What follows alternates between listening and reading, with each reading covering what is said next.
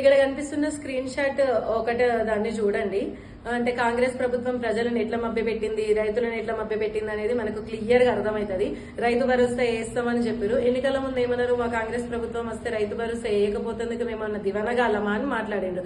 అవును, నిజంగా దివానగాలే. మరి మీరు ఎంతమందికి వేసారు రైతు భరోసా? ఎప్పటి నుంచి వేస్తామన్నారు? ఈ రోజుకి ఖచ్చితంగా 420 హామీలు చెప్పి 426 రోజులు అయిపోయింది. ఒక హామీ కూడా మీరు నెరవేర్చలేకపోయినరు.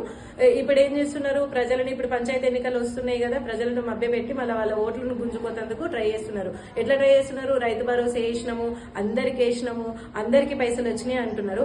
కానీ ఈ కాంగ్రెస్ వాట్సాప్ ప్రచారంలో ఏముందంటే ఓన్లీ 606 గ్రామాలకు మాత్రమే రైతు భరోసా వేస్తామని చెప్పుకుంటున్నారు. ఇది ఎట్లుందంటే పాతకాలంలో ఒక కోట శ్రీనివాసరావు గారు ఏం చేసిందంటే చికెన్ కట్టేసి కోడిని కట్టేసి కారం అన్నం తినుకుంటే చికెన్ అన్నం తింటున్నట్టు ఫీల్ అవుతుండ్రు. ఖచ్చితంగా ఇప్పుడు ఈ రేవంత్ రెడ్డి పాలన అట్లనే జరుగుతుంది. ఇంకోసారి ఈ స్క్రీన్ షాట్ 2ని కూడా చూడండి. మీరు వాళ్ళు ఏమన్నారు? 3 గంటలకు వేస్తామన్నారు. 3 గంటలకు రైతు భరోసా పైసలు పడతాయమన్నారు. మరి 2 గంటలకే ట్విట్టర్ లో పోస్ట్ చేసారు. అంటే 1 గంట ముందే వీళ్ళకి ఫ్యూచర్ లో పైసలు పడ్డాయని తెలిసిపోతుందా? ఇవన్నీ ఎందుకు? పంచాయతీ ఎన్నికలలో ప్రజలను మభ్యపెట్టి వాళ్ళ దగ్గర నుంచి ఓట్లు లాక్కోవడానికి కాంగ్రెస్ ప్రభుత్వము ఇవన్నీ కథలు పడుతుంది.